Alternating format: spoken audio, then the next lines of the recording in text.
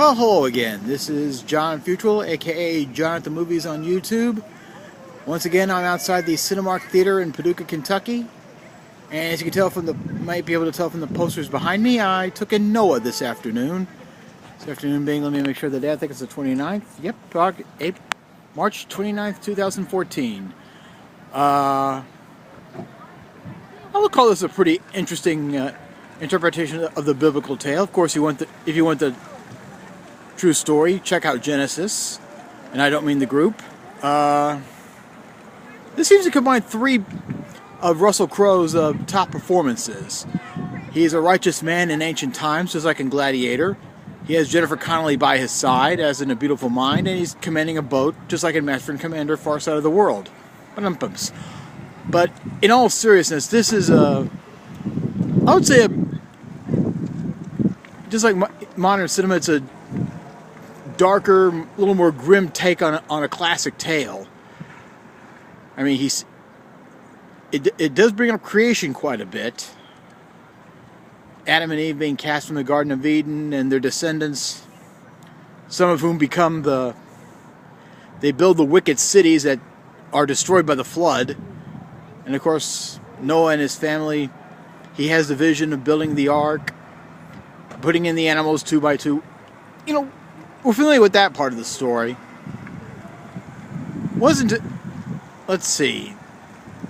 One strange part was a group called the Watchers, like these strange rock creatures who in the film helped build the cities, but some of them later helped Noah build the ark. Little CGI magic there created those.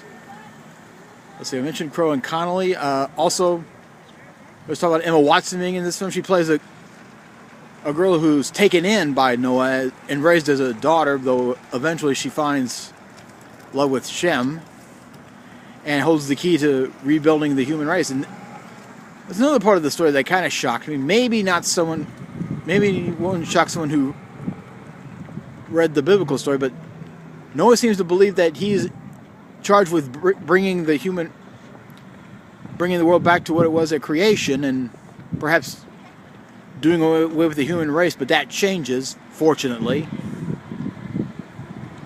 So he also mentioned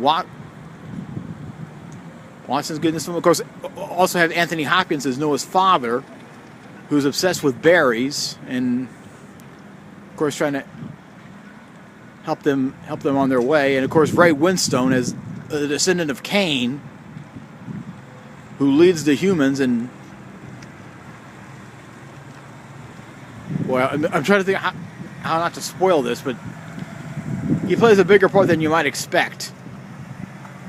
It's a grim take on this subject. It's grueling, not always easy to watch. I mean, it is PG-13, so don't think, oh, it's a biblical film, I can take the kids, it'll be no problem.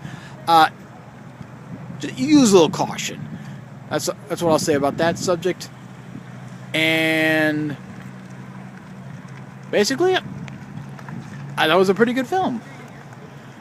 And hopefully I'll see a pretty good one next weekend. Of course, this is when Captain America Winter Soldier comes out. Speaking of winter, getting a little bit chilly right now, but I'll try to take that in IMAX. Hadn't been in a while. So until then, this is John Futrell, aka John at the Movies on YouTube. See you at the movies.